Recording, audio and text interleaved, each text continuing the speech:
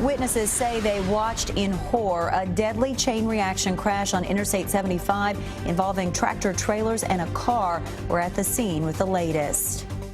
The crowded, hotly contested, and at times ugly Republican primary for governor will finally come to an end tonight. How search crews rescued a group of teenagers who got lost in the darkness while on a hike at the Red River Gorge. Tracking, alerting, protecting. This is WKYT News at 6. Good evening. It is a horrific sight. Tonight, police say a fiery crash involving 6 commercial vehicles and a car has killed at least 2 people on Interstate 75. That crash happened around 1 this afternoon in the southbound lanes at mile marker 71 in Rockcastle County. That is just south of the Madison County line. Officer Don flew over the scene in Sky First. The southbound lanes are closed, and police say it could be that way for hours before they reopen. Victor Puente is tracking the investigation tonight. He's in Rockcastle County with our top story at 6. State police tell me they expect to be out here most of the night. They say not only do they have accident reconstruction, but they also have to haul away all the wreckage left behind from that chain reaction crash. One of the drivers involved told me traffic had stopped because of construction further south. Traffic was at a standstill. Heard some brakes and looked in the rearview mirror and just seen an explosion. And it was like a domino effect, each truck bouncing into another one. State police say 6 semis and a small silver car were caught in that crash.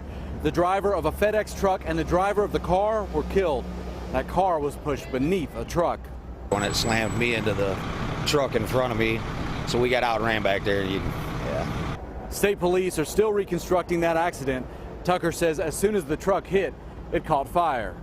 I would say he was probably doing at least 60, 65 when he hit everybody around there. I don't know how much he slowed down by hitting his brakes, but just my guess would be about 60, 65. A wrecker crew was able to haul away that car on a flatbed truck. The state police are having to pick up the rest of that FedEx truck piece by piece. In Rockcastle County, Victor Puente, WKYT. Well, just moments ago, investigators identified one of the victims as 34-year-old Jonathan Rourke of Barberville. He was a member of the Kentucky National Guard. Rourke was in the car. The name of the other victim has not been released. Police are directing southbound traffic off of I-75 at Berea. You can use US 25 as a detour to Mount Vernon. Now, we're also tracking the investigation into a crash on a busy Jessamine County road. It happened on US 27 near Catnip Hill this afternoon. Nicholasville police say a tractor trailer stopped to make a turn when a box truck slammed into the back of it. Police think the box truck blew a tire, causing the driver to lose control before the crash. Police say the driver of the box truck was taken to the hospital with life-threatening injuries. They say US 27 is down to 1 lane in each direction right now. He had been on the run for 6 years, but tonight a man accused of embezzling millions of dollars from the Pepsi bottling company in Lexington is now in custody. 53-year-old James Hammis worked for the company for years before the fraud case finally came to light. Our Sean Moody has more on how the FBI says agents tracked down Hammis in the mountains of Virginia.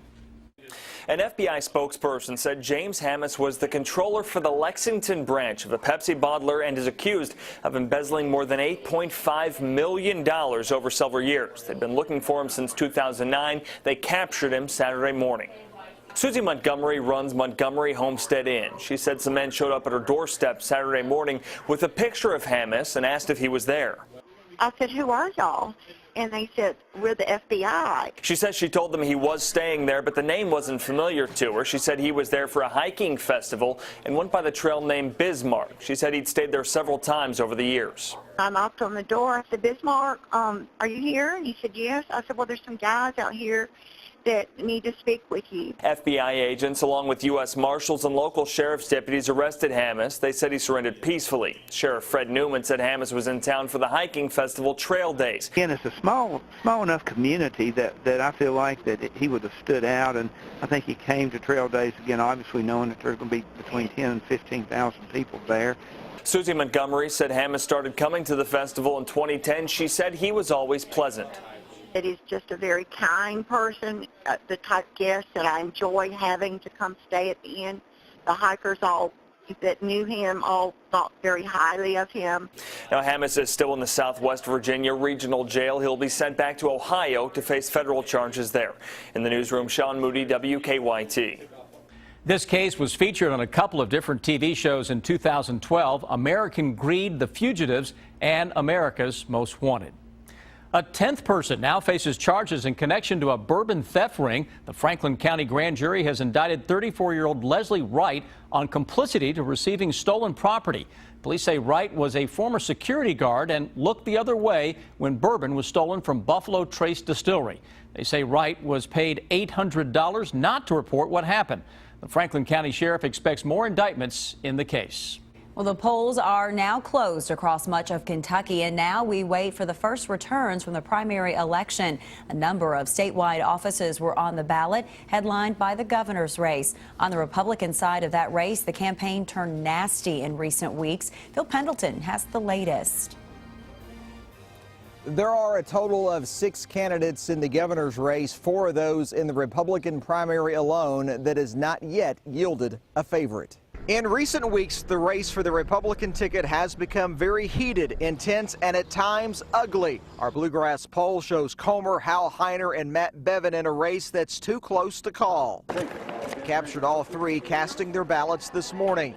Good deal. James Comer at Monroe County Middle School. Good morning, guys. Matt Bevin and Hal Heiner with their families in Louisville. Will T. Scott cast his ballot in Pikeville. And on the Democrat side, there is Attorney General Jack Conway and political hopeful Jeff Young. Conway is considered the heavy favorite. In Frankfort, Phil Pendleton, WKYT. All right, he's getting all of his notes ready. WKYT political editor Bill Bryant joins us. Bill, what are some of the things you're going to be looking for as we go into the next couple of hours? Early on, we'll be watching to see who is winning where.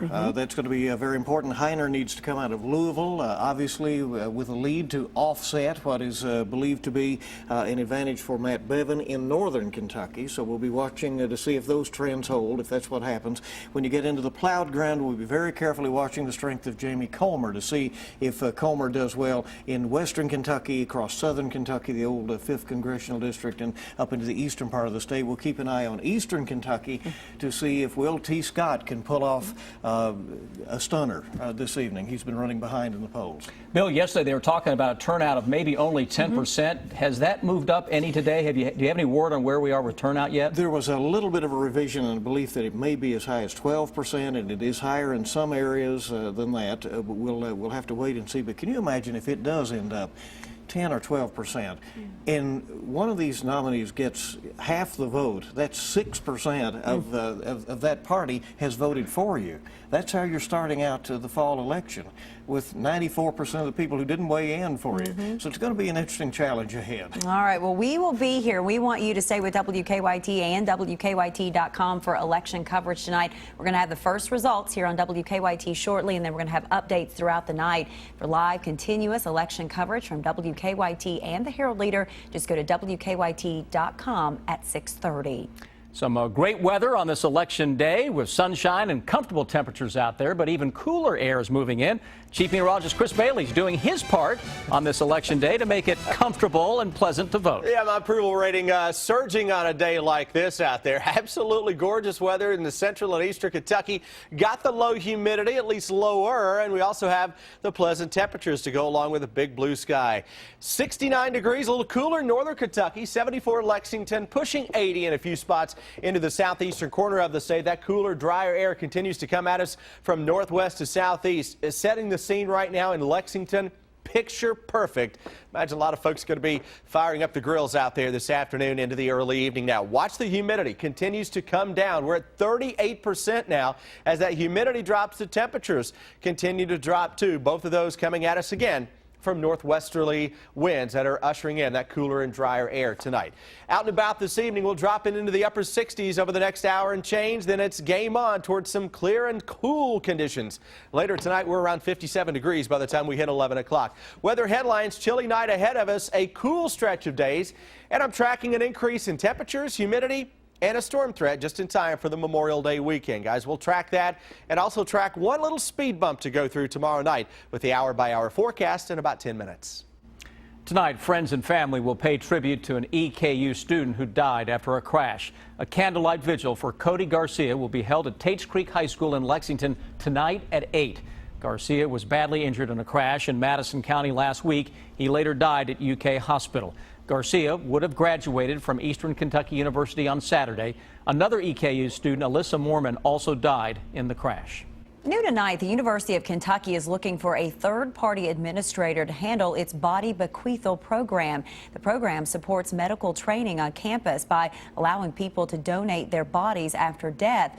UK says an audit uncovered problems in overall operations, administrative oversight, and record-keeping in the program. Fayette County Coroner Gary Ginn was the program director, but UK has now gotten rid of that position as part of the overhaul. It was supposed to be a fun hike, but it quickly turned frightening for 4 teenagers in the Red River Gorge. Rescuers say the teens took a wrong trail and ended up getting lost. They were rescued a few hours later. As Monique Blair tells us, the hikers found a way to see in the darkness.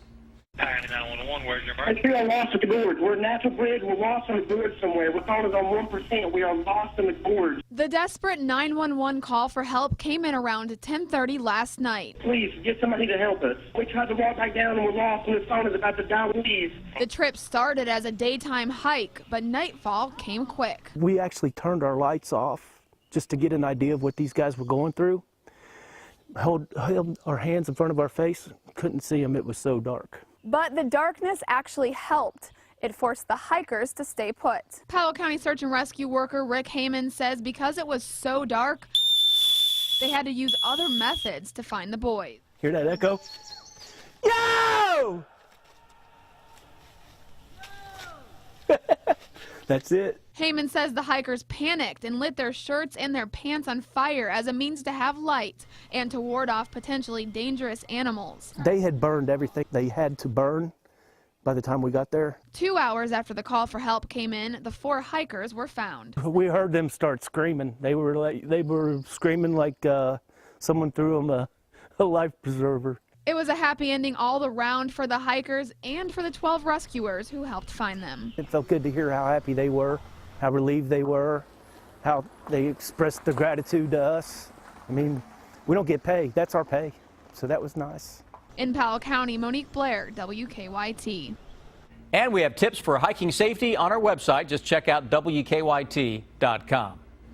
We're tracking primary election results as they come in. We'll have a look at those early returns coming up. And then what investigators think caused a car to crash into a Lexington business this morning. Now, workers at a Lexington business had a mess to clean up today after a car crashed right into a building. It happened this morning at Central Brace and Prosthetics on Eagle View Lane, that's near Richmond Road. Firefighters say the driver of a car was trying to park but sped up by accident and hit the building. No one was injured.